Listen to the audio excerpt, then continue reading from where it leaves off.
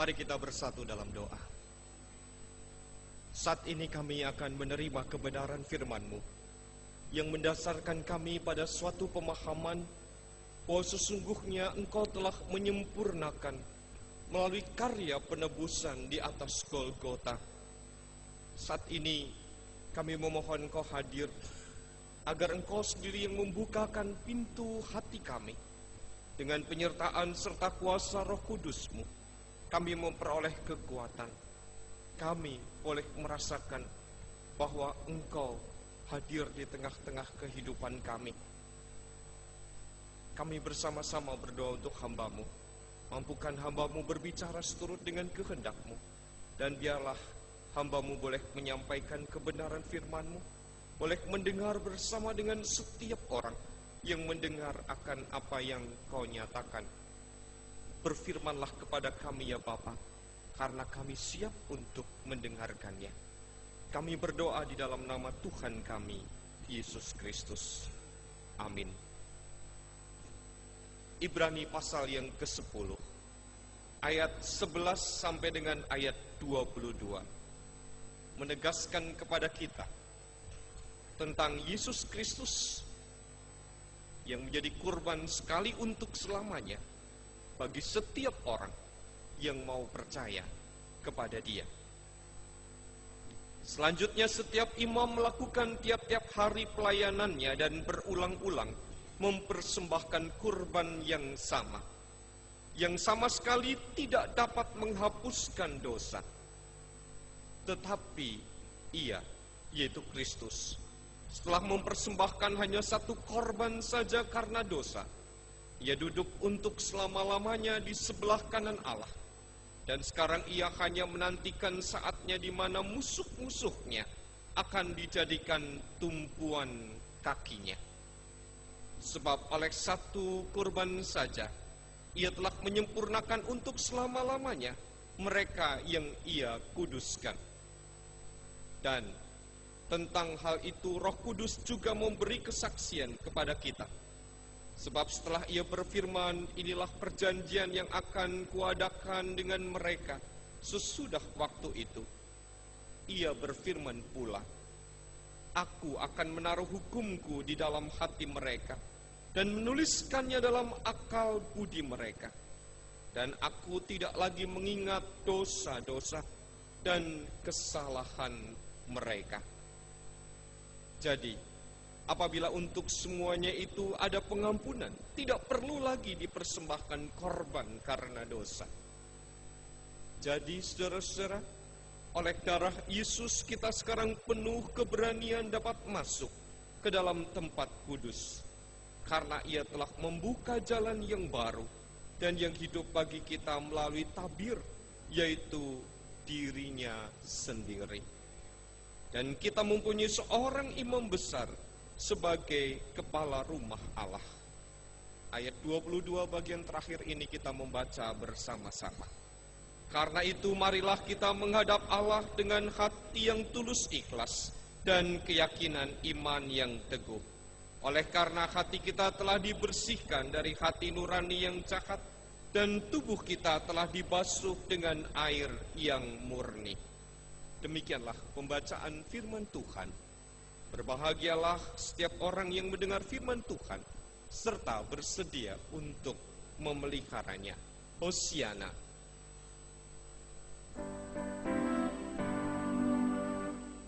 Hosiana, Hosiana, Hosiana.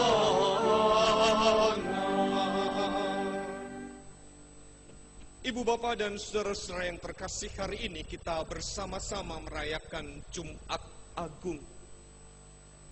Jika kita menelusur masa lalu berdasarkan kronologi atau urutan waktu yang terjadi, maka peristiwa seperti yang terjadi pada malam hari ini sesungguhnya berdasarkan perhitungan Yahudi,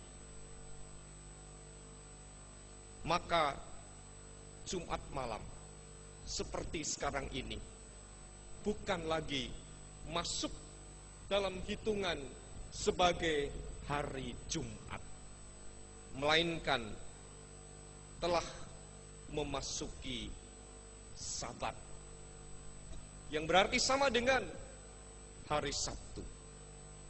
Perhitungan masyarakat Yahudi sama persis dengan perhitungan masyarakat Jawa, di mana setelah matahari tergelincir terbelam di sebelah barat, maka itu pertanda hari yang baru telah dimulai, dan hari yang dijalani telah lewat. Ibu bapak, kalau kita menjadi saksi peristiwa Jumat itu, kira-kira apa yang ada di dalam benak kita? Mengerikan. Satu kenyataan yang sungguh membuat kita pilu. Terlebih menyaksikan sendiri orang yang tidak bersalah diperlakukan dengan cara keji, diperlakukan dengan semena-mena dan sangat tidak manusiawi. Bagaimana kita bisa mengungkapkan Yesus yang dipaksa untuk tidak mengenakan apapun kecuali selembar kain yang menutupi bagian kemaluannya. Hingga akhirnya pada pukul 3 Yesus wafat. Apakah sebagai kebetulan atau tidak, ibu bapak? Tadi persis pada pukul 3 sore angin bertiup kencang sekali. Hujan begitu deras dan suasana begitu mencekam. Beberapa rekan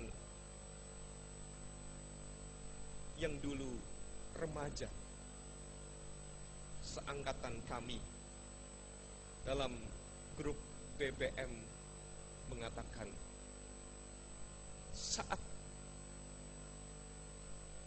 yang mengerikan terjadi, mengingat pada peristiwa Jumat Agung yang sesungguhnya, di mana seorang anak manusia yang adalah Allah sejati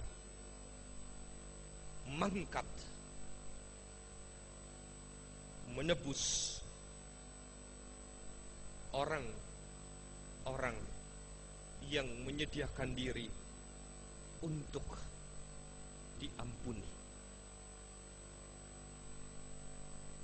Jika kita berada di sekitar Yerusalem dan Bukit Tengkorak sepanjang Jumat itu, dengan tatapan mata langsung disertai dengan hati yang tersayat, menyaksikan apa yang terjadi di dalam diri Yesus, malam ini tentu menambah pergumulan yang sangat dalam.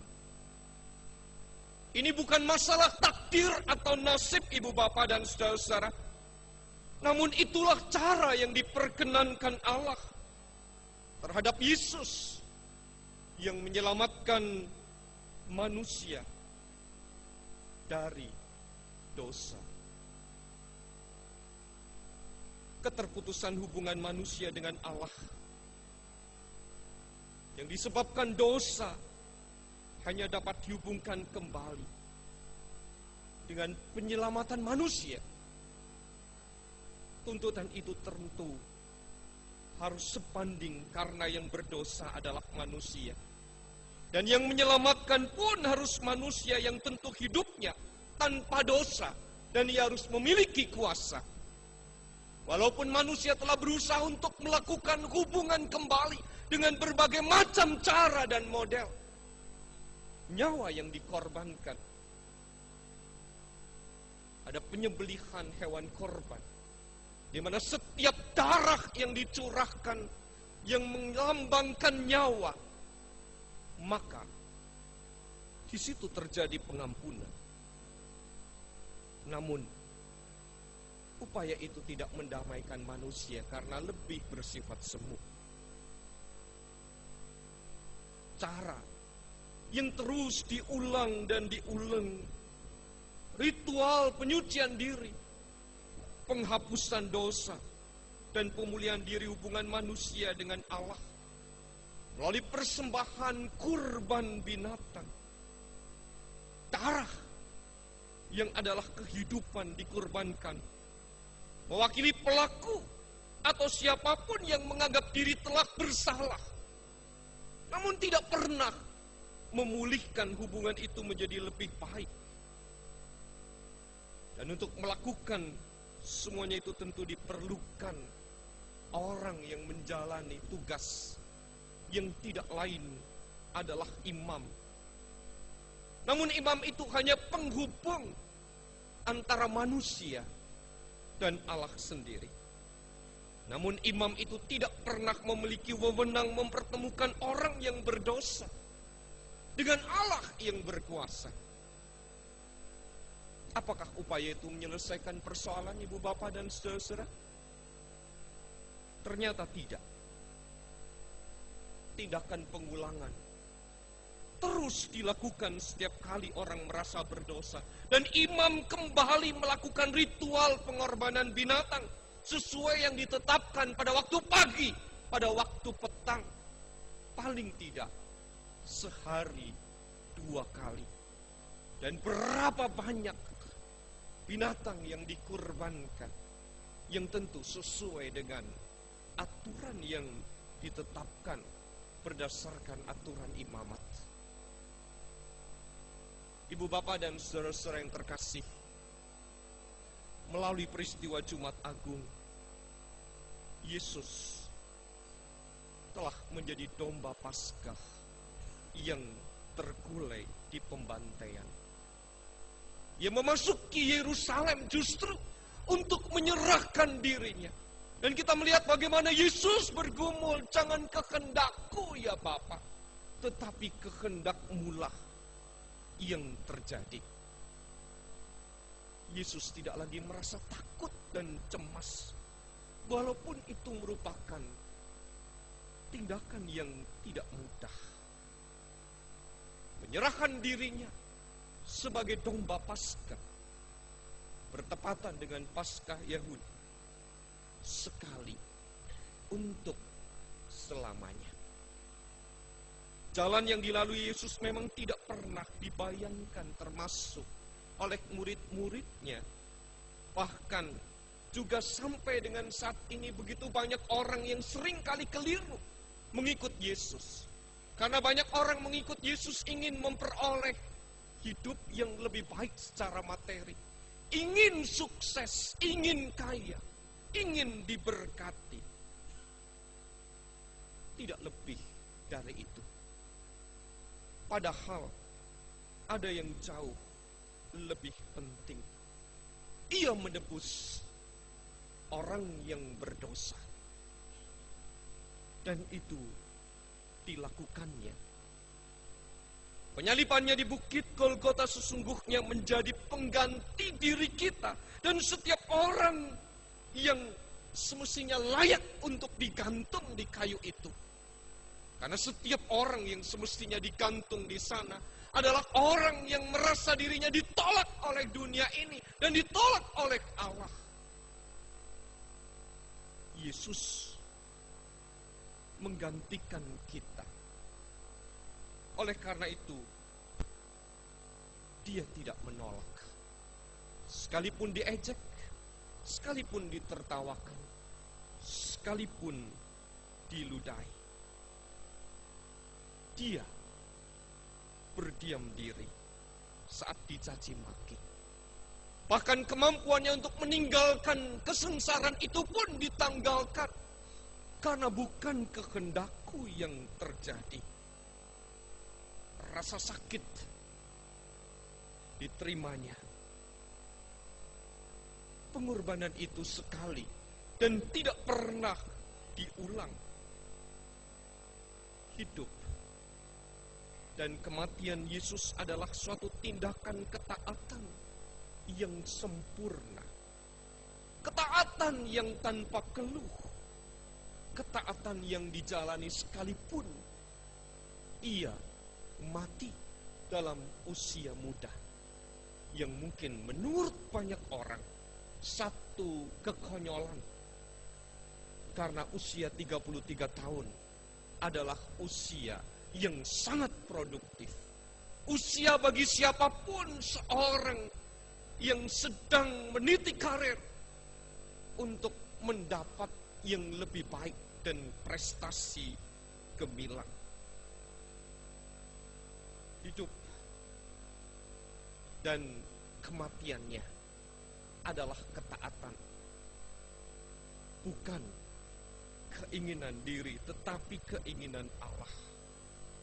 Dan oleh karena itu tindakan Yesus merupakan satu-satunya pengorbanan yang sempurna, sekali untuk selamanya. Darah yang menetes di salib di Bukit Golgota itu sesungguhnya hidup yang diserahkan untuk setiap orang yang percaya dan mengakui keselamatan yang diperlukan. Ibu, bapak, dan saudara-saudara yang terkasih, hal yang perlu kita sadari. Sebelum Yesus melakukan tindakan penyelamatan, orang tidak dapat datang secara langsung kepada Allah. Dosa menjadi penghalang. Ada bagian yang menghalangi manusia dengan Allah, seperti yang diwujudkan dalam suasana bait Allah, dengan penyekat yang membatasi ruang kudus dan ruang maha kudus. Dan apa yang terjadi, Bu Bapak, pada saat jam 12 siang sampai jam 3, pada saat terjadi gelap gulita dan gempa yang sangat besar, di sana dalam bagian Injil disebutkan, terbukalah tabir bait Allah. Tabir itu penghalang, Ibu Bapak. Penghalang itu robek. Penghalang itu terbuka. Ruang yang hanya sering kali dibatasi setahun sekali oleh seorang imam besar yang boleh masuk. Kini, setelah Yesus wafat, maka pada saat itu menjadi terbuka. Tubuh Tuhan Yesus adalah tabir yang menutupi kealahannya. Seluruh kehidupan Yesus sebenarnya sudah menunjukkan Allah, Ibu Bapak, dalam tindakan kasih-Nya, dalam pengampunan, dalam melakukan kesembuhan, dalam melakukan pertolongan, dan lain-lainnya. Tetapi di kayu salib kasih Allah dinyatakan, sehingga terkoyaklah tabir bait Allah itu. Yesus tidak saja menunjukkan kepada kita jalan menuju Allah, tetapi juga setelah kita berada di jalan, diperhadapkan dengan kehadirannya. Dia telah menyempurnakan, sehingga tidak diperlukan lagi upaya manusia untuk mengusahakan keselamatan. Bagaimana cara dan ritual yang dijalani? Orang-orang yang diselamatkan justru bersyukur, di mana Allah memperkenankan apa yang dilakukan Yesus. Hidup Yesus tidaklah sempurna, Ibu Bapak, tanpa kematiannya. Kematiannya tidaklah sempurna tanpa kebangkitannya. Kebangkitannya tidaklah sempurna tanpa kembalinya Yesus dalam kemuliaan. Yesus yang hidup, Yesus yang mati, dan Yesus yang bangkit adalah sama seperti Yesus yang duduk di sebelah kanan Allah. Ia adalah Tuhan dalam kemuliaan dan kemenangan yang rela memberikan hidupnya hingga paripurna. Hari ini kita bersama-sama datang untuk mengenang peristiwa yang terjadi dan sungguh dialami oleh Yesus. Kalau hari ini dirayakan sakramen perjamuan kudus, mengingatkan kepada kita semua bahwa Yesus yang telah dikurbankan sekali untuk selamanya, mengingatkan melalui roti yang hadir, yang dipecahkan, bahwa tubuhnya telah dibagikan, dikorbankan untuk mendatangkan keselamatan kepada setiap orang yang menerima. Yesus memang tidak hadir dalam rupa roti itu, tetapi kita meyakini Yesus hadir di tengah-tengah persekutuan setiap orang percaya. Dan Yesus hadir di tengah-tengah wajah setiap pribadi orang-orang yang ada di sekitar kita. Bagaimana kita melakukan kasih kepada mereka. Bukan untuk membenci, bukan untuk mendendam, bukan untuk memusuhi, namun untuk berdamai dengan mereka. Yesus yang hadir di tengah-tengah persekutuan yang kita rayakan dalam perjamuan kudus ini juga mengingatkan kepada kita melalui air anggur yang dicurahkan, di mana disitulah kehidupan Yesus diberikan, dikorbankan sekali untuk selamanya.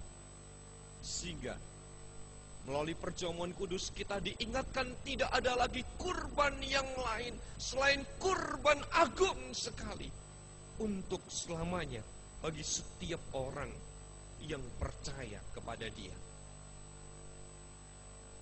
Mengapa kita menghargai perjamuan kudus, Ibu Bapak?